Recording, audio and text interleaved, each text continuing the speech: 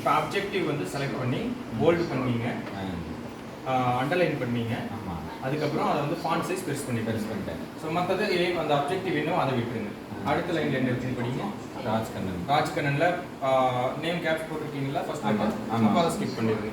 அடுத்து இமெயில் இருக்கா, இமெயில் ஒன்று பிரச்சனை அதை அப்படியே விட்டுருங்க. எஜுகேஷன் அடுத்து எஜுகேஷன் இருக்குல்ல, அதை செலக்ட் பண்ணணும். என்னன்னா எஜுகேஷனுக்கு வந்ததுக்கு அப்புறம் ஹோம் பட்டன் ப்ரெஸ் பண்ணுங்க.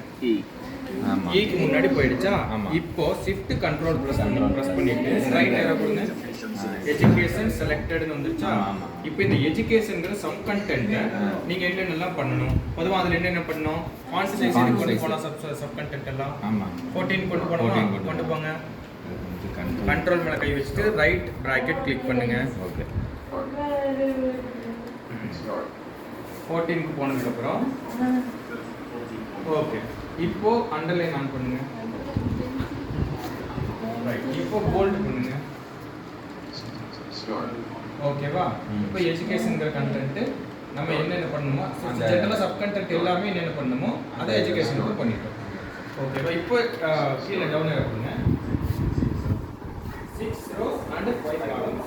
இப்போ என்ன பண்ணுங்க, எஜுகேஷன் எஸ்எஸ்எல்சி இது நாளையுமே கேபிட்டலில் டைப் பண்ணுங்க. எஸ்எஸ்எல்சி அப்போ என்ன பண்ணுங்க, அவ்வளோதான் எஸ்எஸ்எல்சி.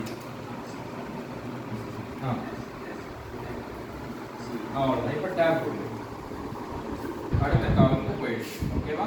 அதில் எஸ்எஸ்எல்சி என்ன ஸ்கூலில் நீங்கள் படிச்சீங்களோ அந்த இன்ஸ்டிடியூஷனோட நேம்.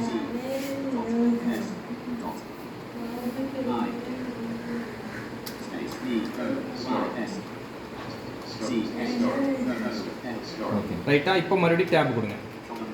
இப்போ அதாவது நம்ம என்ன எஜுகேஷன், அதுக்கு அடுத்து இன்ஸ்டிடியூஷன், அடுத்து அதில் வந்து பாஸ் பண்ண இயர் எத்தனை, எந்த வருஷம், இயர் பாஸ் டைப் பண்ணிடுவேன்.